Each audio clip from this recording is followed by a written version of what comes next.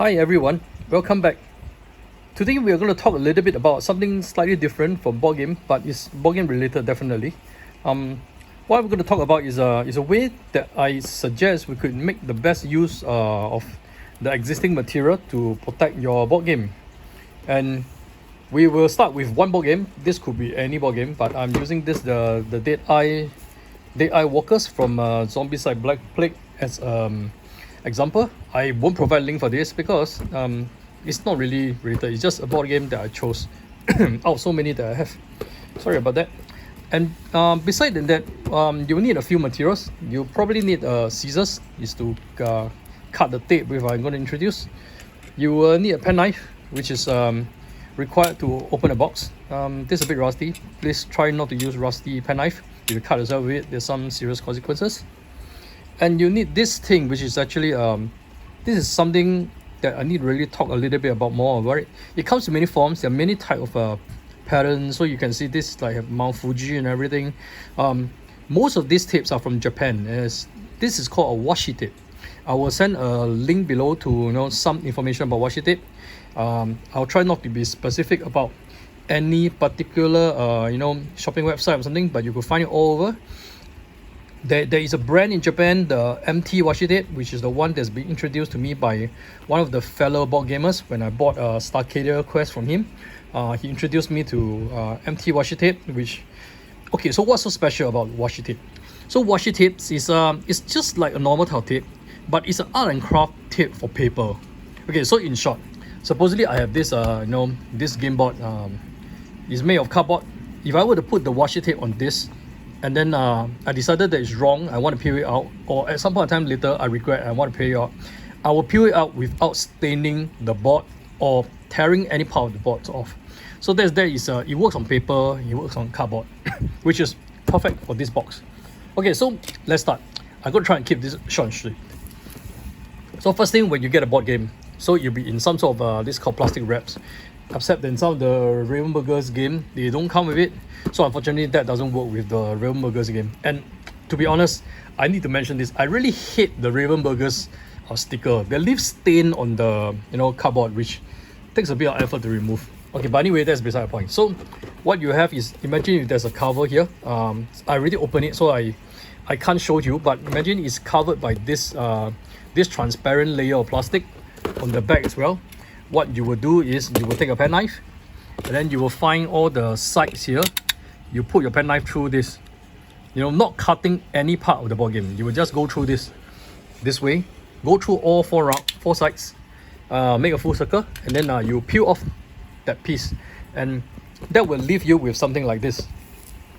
So I'm going to open this. I'm going to show you what exactly I mean. So you can see that after doing that, you will have a side that's not stuck, and then you start moving around. You have a cover that is like this. I mean, this is perfectly okay. I mean, but because it's like, it seems to like protect the top. So the whole idea is that since this plastic is already there, we might as well make use of the plastic to actually protect the board game top part of it anyway. The bottom part of it, actually you could protect it, but I've so far not decided not to yet. Maybe in future I will improvise and improve, because you remember you have cut off a square piece of this. You could actually retain that square piece as well, and you can use a similar technique to protect the back as well. But anyway, let's talk about the top, because this is primarily how I'm doing it right now. So the top part, you realize that this plastic, right, there's a problem. It comes out easy, you see, and with some stacking of other board games on it, transporting, this is going to go loose, or it's going to like simply just tear off easily, because it can tear off easily. So try to do this ASAP, because you want to keep this in tip-top condition. So what is going to happen is I'm going to use a washi tape to protect this. And how I'm going to do this is so find this washi tape is actually, this washi tape is paper, to be honest. It's a type of paper that that's being very popular in the paper art and craft in Japan. So this is where you will need the scissors. I mean, you could tear with your hands, but that's totally ugly, because you don't get clean cut. You don't really need a very big piece. You just need something like this, roughly like this. This comes in many sizes. I mean, but I find that this size is small enough. So what you do is you look for the, you can see the transparent sheet. Look for it to cover as much as you want, and then you just wrap it around and tape it. I mean, this might looks a bit ugly, but this is the best way I found so far. And this sticks on the cardboard part. So this is the part where you can just peel off. You decided that you don't want it at some point in time, and then you repeat this for all the 4 sides. But there's a technique that I realized that after a while, if you don't want this to have like loose pieces like this, we're having all this, right? Because this, when you place other things on it, you either crumples it or it will cause the tears easy. So you'll want to pull this as much as possible, and then you do the same first on the opposite side. So do both opposite side first. That will really like pull it and give it like a good pull to keep it flat. Then you will actually have to do the other 2 sides as well. I mean, if you have other techniques other than this, I'm pretty welcome, because the original method I saw was he actually cut additional flaps here where he flaps it down, but there is always a risk of cutting the cardboard when I do that, and I think it's not really a good advice for new beginners. So maybe when you're really experienced, you can do that. But I think this is fairly simple, because when putting through a penknife through the channels between the box cover and the box holder, it's really quite easy, and you really can't miss it. And if you hit anything, you just don't press your penknife on it, and then it won't cause any damage. So make sure you pull it tight, and then what you have is that you have something flat. See, relatively flat. And this is not going to like crumble or crease, and it's going to protect this box for quite a while. I mean, so this is a wasted plastic. I mean, it's a good use of the existing plastic to actually protect the board game.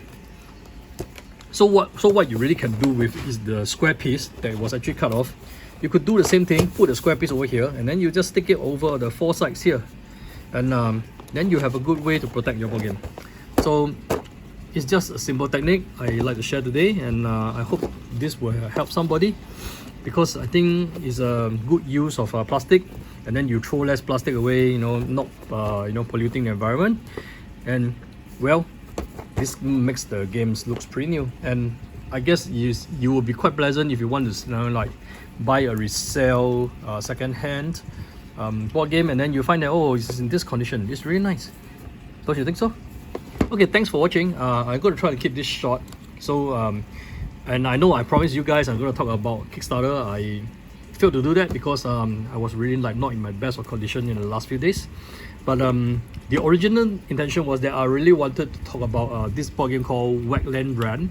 It's actually over, but it's a solo game, and I don't think it might appeal to everybody. But the hidden in that Kickstarter is actually there is this expansion for another solo game. The solo game is Warp's Edge, and I know it's too late by the time I talk about it now, but because it's also selling the expansion to Warp's Edge, there's also access to the previous expansion of Warp's Edge, which costs a bomb if you were to like buy it from the official website. I mean, they sell it at almost the original price, but the shipping is not really favorable. And in the Kickstarter, when you have everything bundled together, this was the good chance to like get all the expansion for Warp's Edge. And you can actually get Warp's Edge from retail, which is actually quite a lot cheaper. So that was my original intention of that Kickstarter. Okay, so I didn't manage to talk about it. I'm so sorry about it, because I'm not in the best of condition, and everything to talk about it then. But I do want to talk about another Kickstarter which I missed. That was so by the way, I really want to like set it up so that I can have something to show you that Kickstarter I'm talking about. But I have not yet, so that will going to take some while. Maybe I'm going to like set up Camtasia or something to to do some of those YouTube videos. But anyway, there's this game called Kingdom Forlorn, which actually has been compared to with Kingdom Death Monster a lot. And to be honest, Kingdom Death Monster is I mean, contrary to most belief, I actually hate that game. That game doesn't have a story. It doesn't really have a purpose. You don't even know what you're doing, and it's like the rulebook is one of the worst rulebook I've ever seen. I didn't even buy the game. I just look at the rulebooks, PDF, and I'm really like, oh no, not gonna play that. And Kingdom Forlorn actually, for a while I was quite interested about it. I actually went up to really like look at it, and then I thought maybe I'll back that. Let me try and get my tablet and see if I can load that up. So I thought maybe I really want to like back this because I mean giving it a chance, and it's not really like that expensive. It looks like it's pretty okay, and the price was also only about 100 plus, I guess. And well, if he promised some story, and then he promises some some great stuff, so I thought maybe I'll give it a chance. So this is the Kickstarter I'm talking about, Kingdom Forlorn. And if you look into this this campaign, I actually pledged already. So what happened is that then I realized there was something in the pledge that I didn't really quite like. So I have my principle about backing board games. There's certain type of situation where I will back out of a Kickstarter straight away, no question asked. And this falls into one of the situation. As you can see, my internet is not fantastic, but we can start scrolling down, and then I don't know if you get like main dizziness or this. Maybe I should try to not scroll down this while you're watching it. But basically, this is the core pledge. This is about Euro, kind of 129, maybe about US about 150, $160, and these are all artwork. So I don't know if the games. So this is more like the game, and then there's a lot of stretch goal. There's a lot of miniatures. I mean, I wouldn't say that I hate miniatures. I do like miniatures, but I don't really like a lot of repeated miniatures. I mean, it doesn't serve much purpose for me.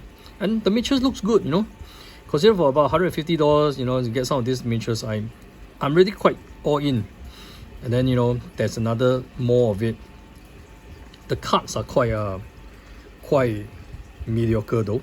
This Egg Knight kind of reminds me of the Dark Soul.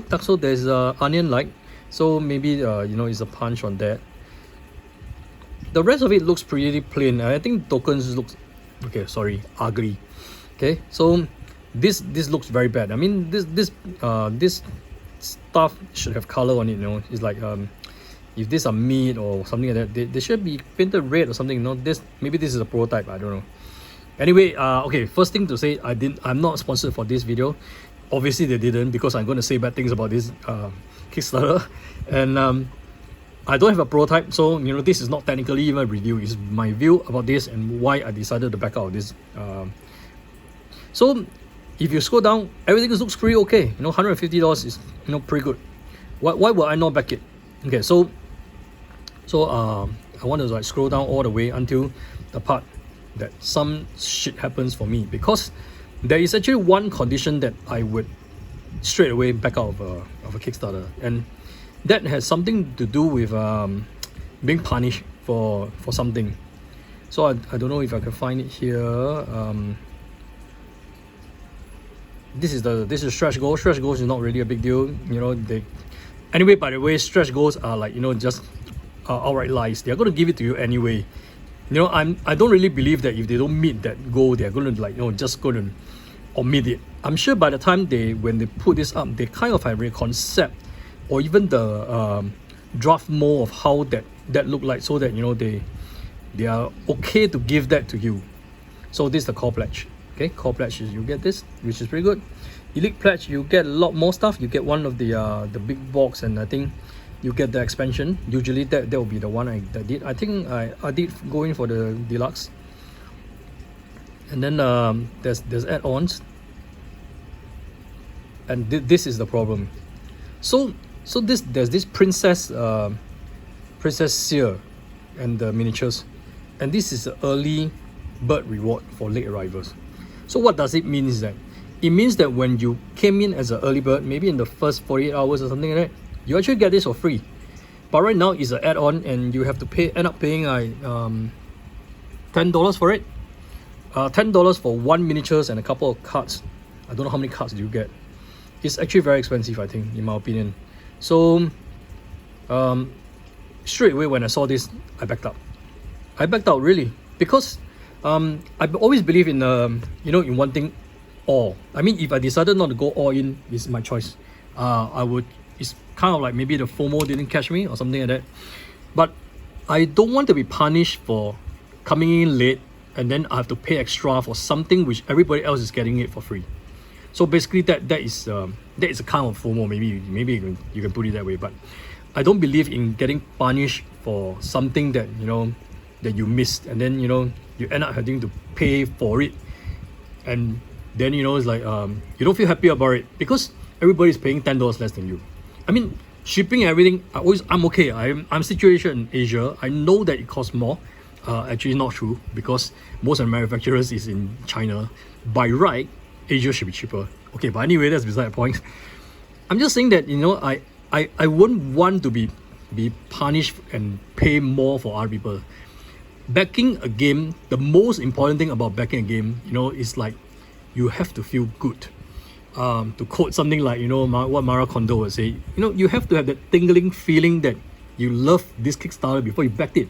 If you do not like it, or you're forced to click on the pledge for whatever reason, don't do it, please, because there's a lot of reasons you will regret later. And then of course you can resell your pledge if someone willing to buy it. So there's another thing that I think is a problem for me with this game. So I'm going to sorry, maybe you can just close your eyes if you find that this is dizzy, because Kickstarter is one of the worst organized webpage. There's no tab, nothing to jump to and everything, and you don't have to just keep scrolling down for literally how many minutes I haven't been talking about. I haven't been scrolling. I think it's like almost 5 minutes or something like that. And that's just how terrible it is. So I'm going to scroll quick, close your eyes. Okay, so the artworks is really good, You look at this artwork, but fortunately the artworks seems to just ripped it off out of Dark Souls. I don't know why. It's like everything smells of Dark Souls to me in this game. So there's a TTS demo. You can always try the demo, see if you like it. There's a lot of people who reviewed it, which actually is good. There's a lot of people. Okay, so there's another problem. Other than Quackalo, actually I don't think there's any other actual playthrough of the game. It could be that the game is so messy, so massive, that nobody truly understands how to even play even at a prototype. I mean, that's a problem. I don't want to have a game that I never be able to really play in the end. So that one great example was that actually Robinson Crusoe is one of the, is really I don't know, I hope the new Kickstarter has a better rulebook, because that rulebook I have is atrocious. And I think that they actually finally fixed it when they came up with this Wall of Mine, which actually is a much more improved system over Robinson Crusoe. And this might have just fall into the category of being the unplayable game, because you need to spend 2 days reading the rulebook, and then in the end you still did not know how to play the game. Of course, that's entirely from my opinion. I don't have a prototype, I don't have the actual rulebook, I only read the PDF, and I think it's terrible. Okay, so the shipping is quite bad. I don't know if I fall into maybe I'll fall into Asia. That's come about $40. It's still kind of cheaper like Latin America, Canada and so on. Sorry, I think I empathize with people in Canada. You're really so close to USA, but then you're paying atrocious amount of money, almost like people who in Australia or something that's across the world. And I don't know if I can see a schedule here.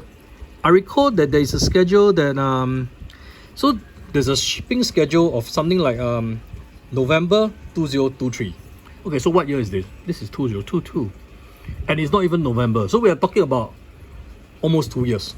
And the expansion will come in 2024. My God, do you know that all this, almost no project I've ever backed meet their target. Almost none. Twisted Fable, I kudos for it. They did it. They even shipped a second additional wave, which I bought the extended pledge to go in case you missed it.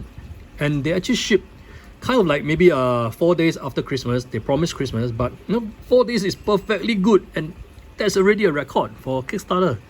But this, I don't think they will meet the deadline. And if you're looking at 2023 November, I can easily tell you, if you get this in 2024, good for you. The expansion might be 2024, might be 2025. And I'm paying upfront now for something 3 or 4 years later, which I guarantee you I've totally forgot. By then, maybe Kingdom Death Monster 2 has come out. There's a lot of other games, maybe another 10, 15 C1 games slot in between, and you wish that you have saved your money and backed those instead. that's another problem. I think the timeline is too long. So I'm not going to talk about the designers. I don't know any of the designers, but that's what I felt about this game, and that's why I backed out. I pledged it and I backed out. Sad to say. Okay, so is there any other project which I'm interested in? Maybe there's this miniatures one, but miniatures is really like I have way too much, and I'm really getting a lot of complaint from my family. Unsettles looks good.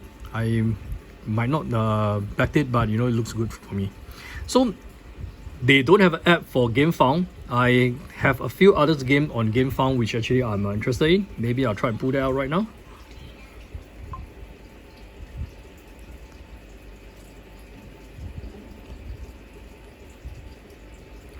Oh man, I wish I did this on PC. It's a lot easier, trust me. But at least the good part about having all this tablet is that it's pretty portable, and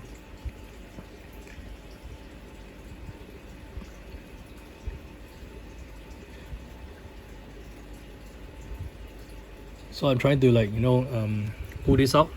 So I'm on GameFound now. So it went back to this because I was looking at this. Yeah, so I was mentioning that this was the one that I thought there's some saving grace with the new rulebook. Okay, so this is the game that I'm moderately interested for now. It's called Lobotomy II, Manhunt. Basically, the story is pretty good. You should go and watch the trailer. Do you want? I don't think I can play a trailer. It might there's some copyright issue and stuff that, but go ahead and look for it yourself. Basically, you are a patient in this asylum or institute of mental illness, and you think that everybody there is the orderly, the doctors, everything. They're actually monsters and demons from hell. I mean, it could everything be in your head. You're so twistedly wrong, But in your fantasy world, the whole place is like a gateway to hell, and all things will break through if you don't survive and stop them here. So you band together to try to stop hell from breaking loose. And it's like there's a lot of demonic monsters, things like that. You can see, look at this guy with a cage, with someone trapped inside his stomach. It's pretty awesome. The pieces looks good. I'm not too sure whether I will fully back it, but it looks pretty cheap because the core games is like about €79, it's about $100+, and you get 79 miniatures. Okay, the miniatures may be small, maybe a lot repeated, but if you count by miniatures per dollar, it's quite worth it. And the expansion gives you another, I don't know, a lot of miniatures with another €50. So good reason to get this, or get the Madness Pledge with all the additional stuff, which I'm not going in for this because some of these are additional characters. From my lesson learned with Tainted Grail, I actually only played with one character, and yeah, I mean that is the additional character. I decided to play with Liam because she's the one that I got with the early bird. Again, it's either early bird or nothing. And then since I got it as an early bird, I find that it's a bonus to play with her, and it's quite interesting for Tainted Grail because she appears in all 3 chapters of the game due to some reason that she can't die and she lived through the ages. But anyway, for this game, I decided not to go in for all the pledges. I just pledged the expansion plus the original core game, but not the one with all in, including all the characters. So actually it's quite interesting. I don't know if I'll back out of this one. I mean, I'm looking at some videos, see if anybody talk about it. I have seen one video talking about the gameplay. I think the gameplay is okay. It kind of feels a bit like in the one of those dungeon crawler kind of thing with maps, and have a little bit of vibes with a few of the other Asylum games I kind of play with. I think one of them is to do with Nightmare. I think I can't remember the name offhand. It's like something about in the shadows or something like that. Oh my god, I can't remember that game. But anyway, that was like one of the other games that have something to do with nightmares and stuff. Of course, there's also Etherfield, but Etherfield has very, very strong story. Okay, so why I'm interested is because it says 1 to 5 players, and solo play becomes a very, very important thing, especially in the pandemic now. And you know, you don't really have a lot of need investment from a lot of people to actually come around and play this with you. Okay, so actually I didn't plan to talk about Kickstarter in this video. My god, I end up talking about it. Okay, so anyway, we talk about another one I'm interested in is the 51st stage. So 51st stage, I mean, for information, if you don't know, US have 50 states. Man, I hope I didn't get this wrong. So the 51st stage is something like, it's like, it's talk about some sort of anarchy, post-apocalypse kind of a situation. And this game is quite fantastic. I have the core box. I've seen it played it on TTS. I haven't opened my core box because I realized that this is coming, and I might want to get rid of my core box. So, what is this game about? So actually, Z Garcia from Dice Tower talks highly about this. He actually said this is his #1 game. I mean, okay, I buy that. And 51st stage actually, it's like a combat game, kind of like with multiplayers, but you can play one player as well. This is, like I say, very, very important again. And I realized that the game, the power in the game is that it lies with a lot of fractions, and the more fraction you have, there's more game content that this game actually adds. Sorry about that. And the Ultimate Edition basically includes a lot of stuff inside. So there's this new expansion, No Man's Land, which is the new edition of this. You can get this alone if you have a previous one and you don't mind missing some of the other expansion. Of course, retail, or if you get 5 friends with you, go for it, 10% off. Which I'm aiming for. If I can get 5 friends, good for me, 10% off. The Ultimate Edition basically includes. So I'm going to go through some of the things that I find it impressive. So the Master Set is even more. So there was many revision of this. There's actually a version called the Master Set. Master Set contained almost all the expansion, except the No Man's Land, which is the new one here. And there's some deluxe stuff. I mean, victory boards, the 51st stage, player token, which I think is really nice. You can see the 51st stage here. It's like, it's a nice touch. The card I'm going to sleeve anyway, so I don't really care about the quality and stuff. But there's some upgraded tokens, which is actually nice. At least they have colors. Okay. Okay, but anyway, this is an established game. It's not like the prototype. So there's a lot of expansion. I'm going to just scroll through. So there's the Scavenger expansion. There's Allies, Moloch. No Man's Land, of course, is the one that's being advertised for this campaign. And there's a lot of mini expansion with with more fractions. You see, there's actually 4 fractions here, and there's also a solo variant, which is very, very important for me. There's also some promo cards included, and they're coming up with stretch goals. I think you will get 1 additional fraction if you have signed up for the newsletter. I'm not sure. I can't remember that, but anyway, I did sign up for it, so I'm not missing out. That is not a reason for me to exit this game. Okay, so there's really unlocked some of this. And okay, so one thing I really need to talk about is that I think this is the one that is that you get free, if I'm not wrong. Maybe this is the one, right? If you sign up for it, I'm not sure. But if this is, then it's not that expensive. It's only like €4, which I think is okay, reasonable. Not like paying $10 for one or two stupid miniatures with a few cards. Okay, upgrade packs is what I really want to talk about. I mean, when I first scroll through this, the choice is, go for the ultimate one. But what if I already have some of the part of the game, some of the expansion? Can I select the expansion and stuff like that? I was really hoping for that kind of adjustability, but then I realized that this upgrade pack, what is this? Does this mean I could get it if I really have the base set? And unfortunately, this upgrade pack is really misleading. I mean, they should just call it the Master Set upgrade pack, because this actually only applies to the Master Set. The Master Set already include almost all the expansion, excluding some of this other deluxified stuff, and of course there are some additional promo cards and stuff. So this is really for people with the Master Set, and if you don't have it, you can really forget about this, because you already feel you'll really be missing out on a lot of things. And then you know, just go for the ultimate. So that's what I did. So there are some playthroughs. There's a lot of other stuff you talk about. So and now this animation is good, you know. It shows you about drafting the cards and everything, and then you can see some of the cards.